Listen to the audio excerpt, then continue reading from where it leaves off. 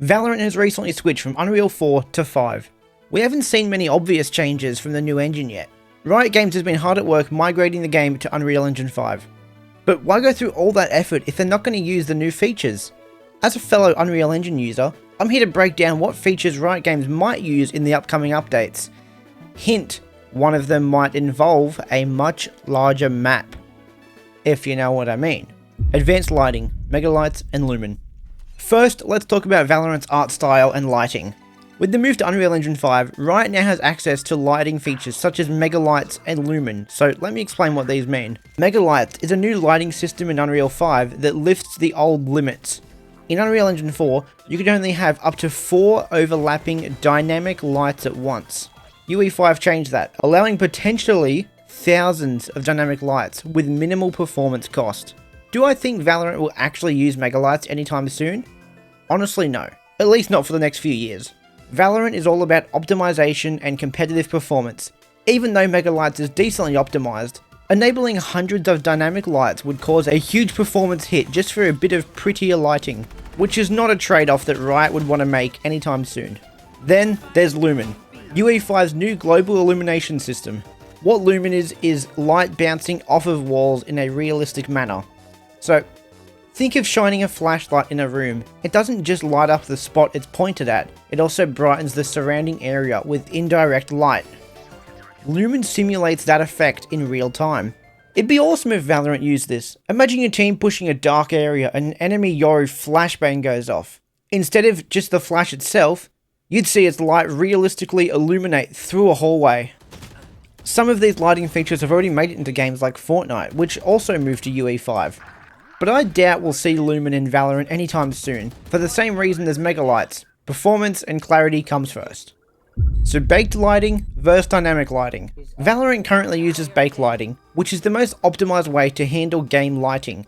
In simple terms, baked lighting means the game will pre-calculate all light and shadows in the environment ahead of time. It's like the engine taking a high-resolution screenshot of the lighting and then baking it onto the map's surface. It gives you a lot of FPS in-game, but it's not dynamic. For example, if a box or wall moves in Valorant, its shadow won't move with it until the developers rebake the lighting in an update. Given Valorant's focus on performance and competitive clarity, I have a strong feeling they'll stick with baked lighting for the foreseeable future, rather than switch to a heavy dynamic lighting system like Lumen during live gameplay. We could get an option like what Fortnite has, but this could provide a competitive advantage. Smoother character animations. Now let's move on to something I'm about 70% sure will make it into the game soon. Improved character animations. I know what you're thinking. Valorant's characters already have animations. True, but Unreal Engine 5 opens the door for making them smoother and more responsive than ever before. One feature Epic introduced is called predictive animation. Right now, Valorant's character animations are reactive based on character's current state. For example, if you're in the air, the game plays a falling animation. Predictive animation, on the other hand, tries to anticipate what the character is about to do and blend the animation accordingly. For instance, if you're about to land on the ground after making a jump, the system could begin a landing animation before the moment of impact, making the motion look more natural. In Unreal's demo of the feature, you can see the character bracing for a hard landing just before they hit the ground. We might not get anything this dramatic in Valorant, but even subtle uses of predictive or transitional animations could make movement and ability to look significantly smoother. In short, adding a few predictive animation tweaks could polish the game's visual feel without changing the gameplay at all. Imagine Jet's leaps or Phoenix's run having a bit more fluidity to it. It wouldn't affect your aim or mechanics, but it would make everything look a touch more polished. Better destruction with chaos physics. Next up is the Chaos Destruction system. I'm 99% sure this one will be coming to Valorant, because it's basically an upgrade to something the game already has. Breakable objects. Some of Valorant's maps include destructible elements, like doors or Sage's wall even, but their breaking animation right now is pretty basic and underwhelming. There's not much oomph. A door or wall just cracks and then vanishes in a fixed way.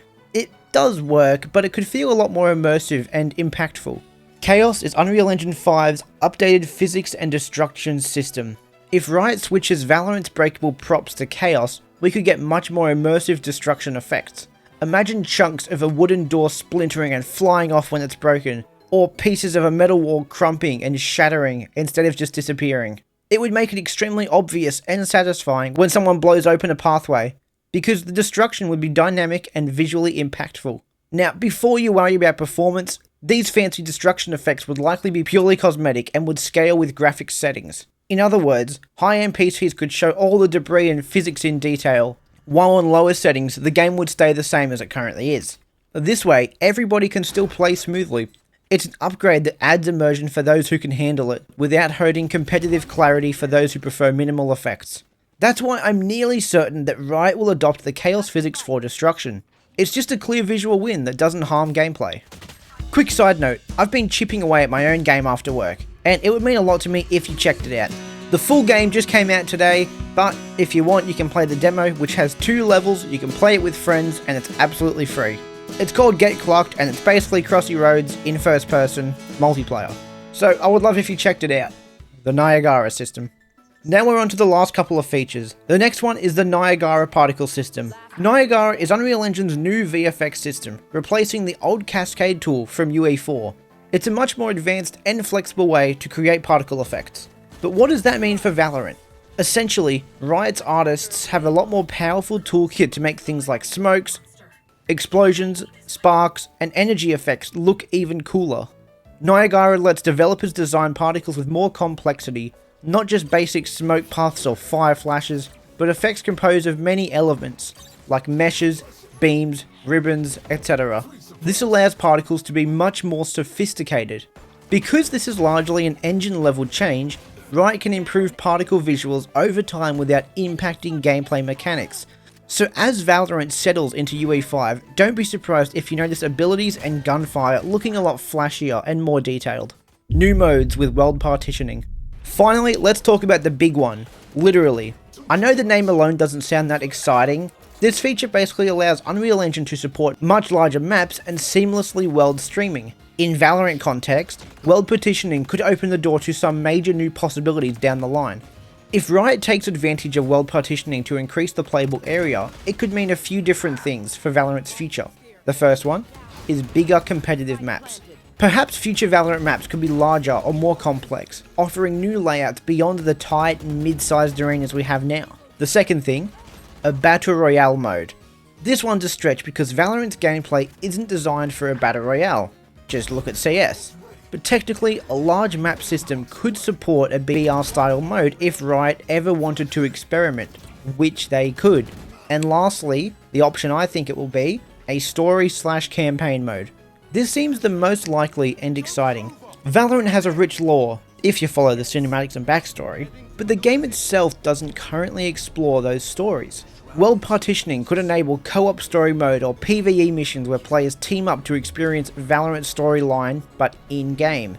I personally think a story mode is the direction Riot would go if they want to utilize larger maps. There's already so much lore and world building that most players only see outside of the game. Wouldn't it be awesome to actually play through these like the cinematic moments? Riot has created a ton of assets and environments for their trailers and lore drops. Why not repurpose these into playable missions? After playing on the same map for years, getting some new ground to walk on, even as a non-competitive mode, would be a breath of fresh air. Now, Riot hasn't announced anything official about the story mode, but there are hints of hope. In a Q&A about 5 years ago now, the developers were asked if a PvE or story mode was possible. Their answer at the time was, no plans right now, but never say never. And they emphasized that they listen to player feedback and want to create new experiences that players ask for. Fast forward to Unreal Fest, and Riot mentioned that the move to Unreal Engine 5 will indeed help them create new experiences. Dun dun dun. There's that word again. To new playable experiences. Does this mean if the Valorant community bands together and asks loudly for a story mode that we'll actually get one? Well, yes. The Valorant community has already influenced the devs before, the best example being how everyone campaigned for a replay system. And I'm surprised, but Riot actually did deliver on that, so pat on the back, guys. Honestly, this is the closest we ever came to world peace. So if there is enough demand, Riot has shown they are willing to listen and implement it. Conclusion. So what does this mean? In the end, Valorant's switch to Unreal Engine 5 is more than just a version update. It's layering the groundwork for future updates.